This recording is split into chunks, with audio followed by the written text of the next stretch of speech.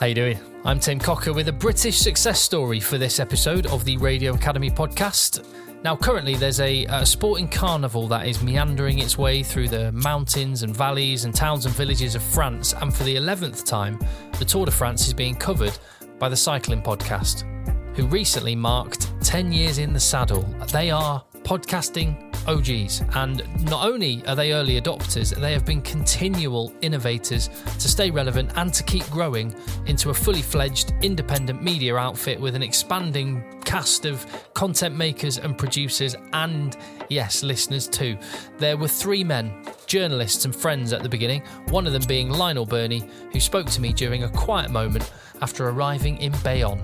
And I asked Lionel what vision or expectation, if any, he had for the podcast in those early days. Well, that's a very good question. I mean, the Cycling Podcast first covered the Tour de France in 2013, and I mean, it was the next step on a little bit of a journey that myself, our dear late friend Richard Moore and Daniel Friebe went out on. We'd all sort of dabbled a little bit in podcasting before, and at the 2012 Tour de France, Richard and I did a podcast for the magazine we were working for at the time. I mean, the magazine wasn't particularly interested in the fact that we were doing it, and I don't think we collected too many listeners, but it gave us an inkling that perhaps podcasting was a way to kind of rejuvenate ourselves and our coverage of the tour, because we all sensed that working as freelance journalists, it was becoming harder. Work was starting to dry up a bit, and we were looking for kind of a new frontier. But I don't think any of us really imagined that we would go on to kind of establish a podcast, you know, create a company and still be here at the Tour de France 10 years on. Of course, you know, the whole story would have been impossible without Richard Moore, who died last March, and that's March 2022. And so there has been a great degree of kind of sadness that he is not here to kind of mark the anniversary. So it hasn't felt like a sort of celebratory period, but I think it's a significant one that we've managed to keep going since losing Richard, and stuck to the kind of founding principles that we didn't really write down or even articulate to each other. We just pressed record and tried to see where it would, pan out, how it would pan out. Experiment with the medium, improve telling stories in audio, applied our journalistic instincts to a new medium, audio, with the flexibility that we didn't have a boss telling us what we were getting wrong. We could learn by our own mistakes, I guess. As you said, you hadn't articulated them, but what are those values and core principles? I think the first thing is that we try to convey the fact that the Tour de France is a kind of mad, rolling roadshow, and that there isn't really one definitive story each day. As journalists, we follow the kind of the big stories, we try to analyse the race, but the Tour de France is about so much more than just what we see on TV, really. And I think the unacknowledged truth of life on the tour is that we probably see a lot less of the race than some viewers who are sitting at home. We're not trying to give a blow-by-blow account. We're trying to convey the sense of movement, excitement, atmosphere, try to scoop up our listeners and bring them along for the ride. And, France is as much a star in our podcast as the race is, hopefully. Welcome to Bayonne, at the end of a fast, frenetic stage. Well, the finale of it was anyway. My name's Lionel Birnie. We are overlooking the river. We're enjoying a post-race beer. I'm with Francois Thomazeau. Good evening, Francois. Good evening. And Mitch Docker. Good evening. Well, Francois, tell us a little bit about where we are, first of all. We're in Bayonne, famous for its ham. We'll get back to it later. We're in a place called Le Bistrot des Halles, and there are lots of Bistrot des Halles in France. It's become a trend to have a bistro in the market hall, and it's very trendy. And Bayonne, like many other towns, has exactly that. So that's where we are. We're overlooking the river that's called La Nive. And, there's bars and terraces all along La Nive. La Nive being an affluent of l'Adour. And actually the way they converge in Bayonne and then go straight to the sea. The sea is not very far away. One thing I'm fascinated about, Lionel, is the difference that you find in the audience reaction as a written press journalist versus in this audio form? Well, speaking purely personally, I mean, I've written for magazines, national newspapers, and often the feedback would be pretty minimal. I mean, the criticism, often. If you got something wrong or somebody doesn't like what you've written, I mean, written media is a lot more black and white, often, literally, isn't it? You know, I suppose a podcast audience on any subject is sort of self-selecting, isn't it? If you tune into a podcast and after 15, 20 minutes think, well, this isn't really for me, well, that's fine. And so our job, I suppose, is to inform and entertain our listeners, our core listeners, whilst obviously hoping to attract some more along the way. But I think it's the sense that people are overhearing a conversation between friends, because essentially that's how the podcast started and that's how it continues. And even though, I don't know Mitch Docker as well as I knew Richard or I know Daniel, we're forming a kind of friendship or a relationship. There's a bit of to and fro where we feel we can sort of lightly rib each other. And I think people enjoy that sense of us being on a road trip. They get to sit at the table with us and hear our discussions about what's gone on in the day's race. How important do you feel in the whole story of the cycling podcast is the fact that you've constantly evolved? You've added strands to your programmes. You've focused on more and more tours to make it a year round for people listening, and subscription tier as well. You were kind of ahead of the game in that sense, because that's become the standard now. Again, we didn't plan this. It all happened fairly organically and largely as a result of Richard's drive and vision. I mean, over the years, I can pinpoint the key moments in the development of the cycling podcast. One was the creation of the Friends of the Podcast subscription system, which was our attempt to try to monetize some special episodes, basically to ensure that we weren't entirely dependent on advertising and sponsorship, which, as we're experiencing now, that's a fickle world. We wanted to be able to commit to year-round coverage, and in order to do that we need to generate funds. And so at that time, 2015, there wasn't, to our knowledge anyway, there wasn't a system of being able to charge money for podcasts. Apple weren't doing it, Spotify weren't doing it. I'm not even sure Spotify were into podcasts at that point. I don't think Patreon had come along, or certainly we, in our investigations at the time, we couldn't see a way to try to generate funds from special episodes. And so we kind of built our own system, and it was hugely important to our sense of security, really. It meant that for the first time we could say we are going to commit to daily coverage of cycling's three big 3-week-long stage races: the Tour, of course, the Giro d'Italia and the Vuelta a España, as well as weekly episodes all year round. And then we added the Cycling Podcast Feminin, which is a show focusing on the women's racing scene, and then some of the other shows you mentioned. We've never really been risk takers in the sense that, biting off more than we can chew or expanding too rapidly. Each step, I guess, was a sense of, we can handle what we're doing now, and so why don't we try and add another little strand? But like I say, we didn't sit down in 2013 or 2014 and plan out a sort of multi-tiered, multifaceted content plan. It just all sort of happened to evolve, happily so. Any other nuggets of wisdom that you can share, or perhaps secrets behind the success? We're very, very fortunate that we chose the name The Cycling Podcast, because it, at the time, I can remember us, Richard and I, talking about this round and round and round at the start, thinking it was a bit flat-footed, a bit lacking in creativity or excitement. Should we go for a kind of a word that means something in cycling, or could we come up with something a bit cleverer?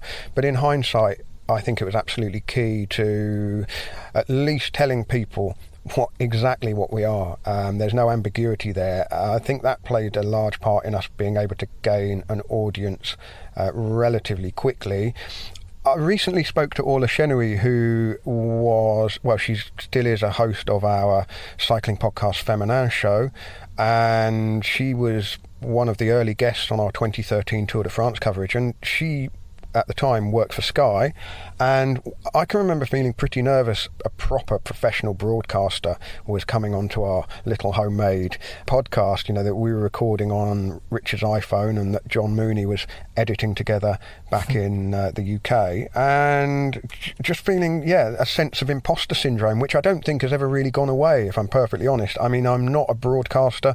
I probably haven't got a kind of BBC broadcast voice, but I do know what I am fairly strong at, and I know what I bring to the podcast, and I try to focus on the positives. But I think that the fact that we've managed to keep going through some really difficult times over the past 15 or 16 months since losing Richard, it is testimony to the strength of the thing that we built in the first place, and the fact that, like I say, we are attracting new listeners all of the time, and fingers crossed, retaining people who've been with us since the very beginning, some of them, which is fantastic. I mean, if I thought about that back in 2013, I would have been incredulous and also slightly daunted by the prospect.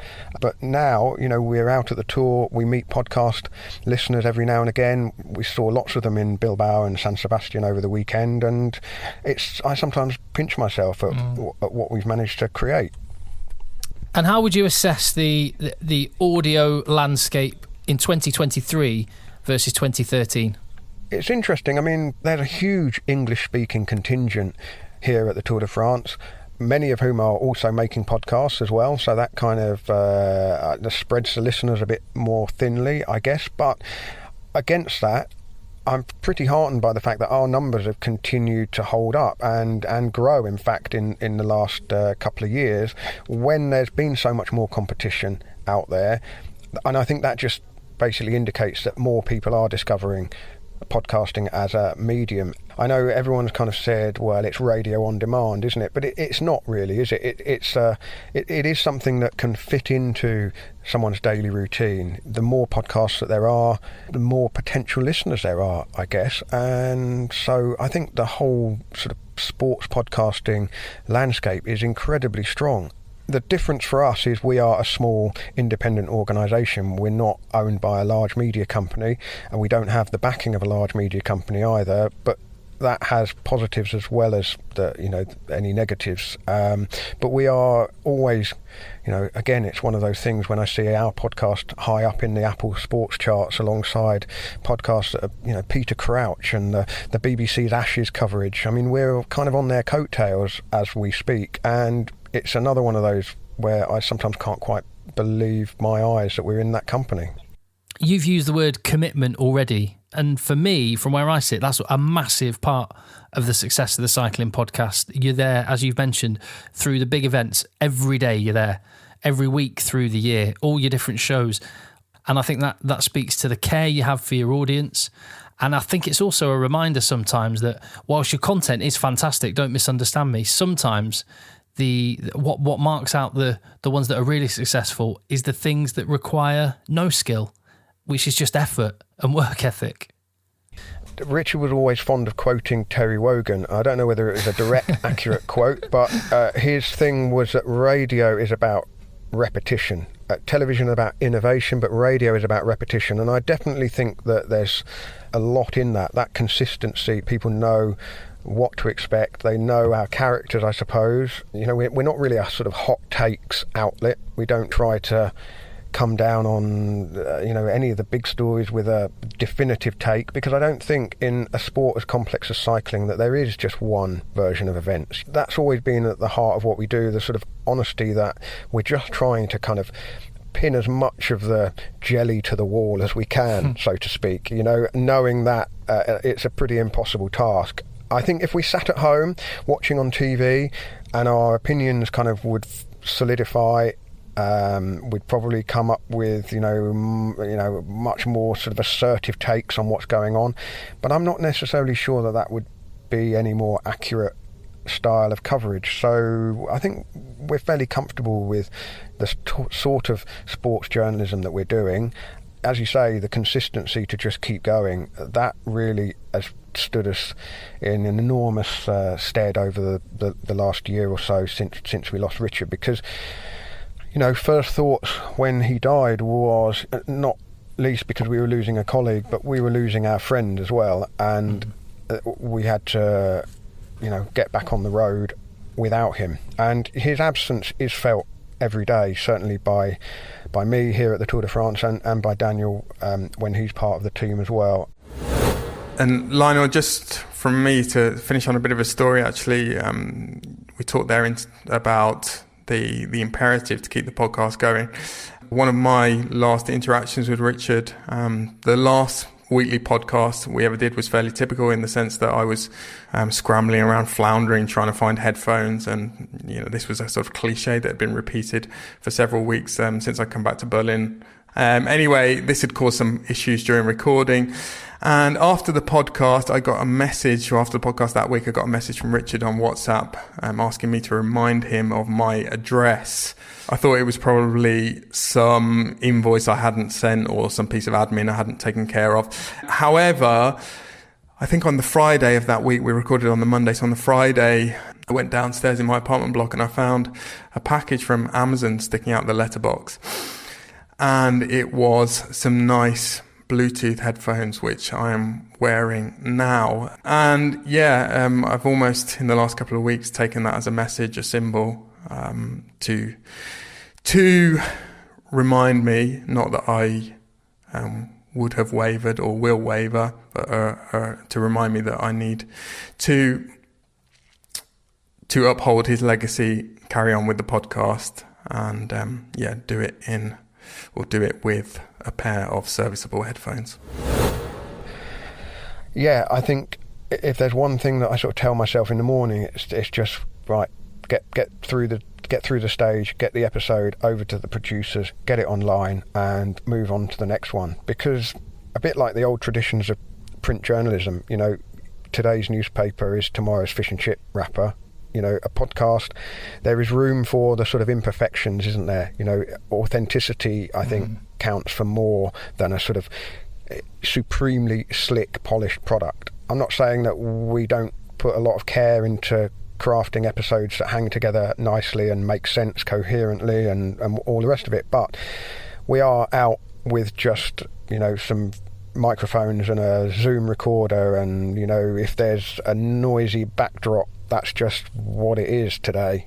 We're adapting to the circumstances in front of us pretty much from the moment we get up in the morning to the moment we go to bed at night. And the one thing about the Tour de France is that you can very easily lose the wheel, so to speak, and find yourself missing an entire stage.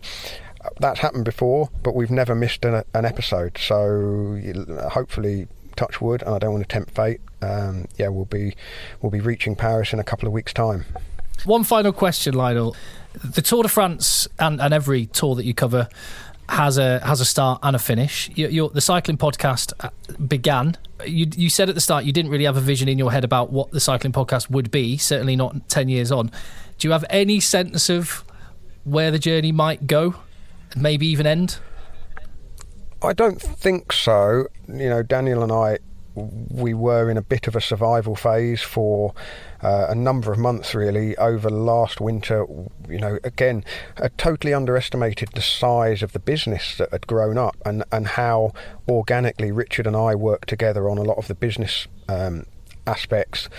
Communication between us was sort of almost by osmosis. He could send an email or a WhatsApp message and I'd know what he meant, and we were on the same page, and it would, it didn't really feel like we were working on stuff. Things were just happening all the time, and having lost, that working relationship and having to sort of reconfigure everything in the background, it really has been, it's shortened our horizons a little bit, and we're just making sure that we're still here for the 2024 Tour de France. I celebrated my 48th birthday a couple of days ago, and this is my 21st Tour de France, and our colleague Francois Thomazeau, who is bowing out, has reached the French retirement age of 62, and he's made his decision that this is the last Tour de France for him. He's carrying on until Thursday, and then bowing out at his favourite restaurant in the Pyrenees with a farewell dinner.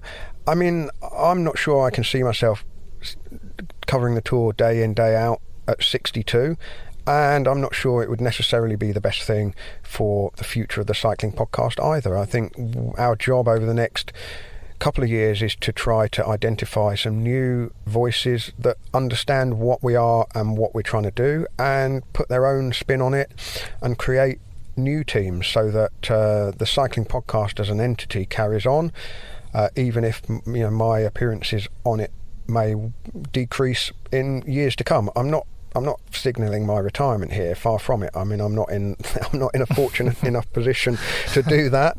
Not that I'd want to, but it definitely has made me think, what are we trying to kind of preserve and ensure remains of the cycling podcast? Because having built this thing, we can't just let it kind of wither away, and so that means we need to identify some new people, and that process is already underway. We've got different voices coming into the Tour de France, which will keep things fresh, and the way to introduce those into such an intimate medium as audio is sometimes has to be sort of softly. We're underway with that process, but I really don't know where that will take us, but I'm actually quite excited by the challenge ahead. I think the Cycling Podcast represents the opportunity that is in this platform, podcasting, which is, let's not forget, compared to other traditional media, radio included, still in its relative infancy. If you've got something to say or a story to tell, there's an audience out there, and you can even make it a career. Obviously, the audio's got to be interesting or engaging, funny, relevant, but that's only part of it. It has to go along with effort and sacrifice and graft and drive and risk. The willingness to be bad in the pursuit of being good. In fact, that's a necessary part of the journey, and I think Lionel conveyed that brilliantly in this episode. And as you've heard, those guys have had a lot to overcome. So well done on 10 years, enjoy the Tour de France, and here's to many more. And from some audio stalwarts on this episode to the new breed on the next episode, because you're going to be hearing from some of the winners and participants at the Young Audio Awards taking place on Friday the 7th of July. The nominees, by the way, are at radioacademy.org, where you can also enter yourself or someone else into the 30 under 30, which is open now, and become a member from as little as £3 per month, which will give you access to all of the content that's there and training and networking opportunities as well.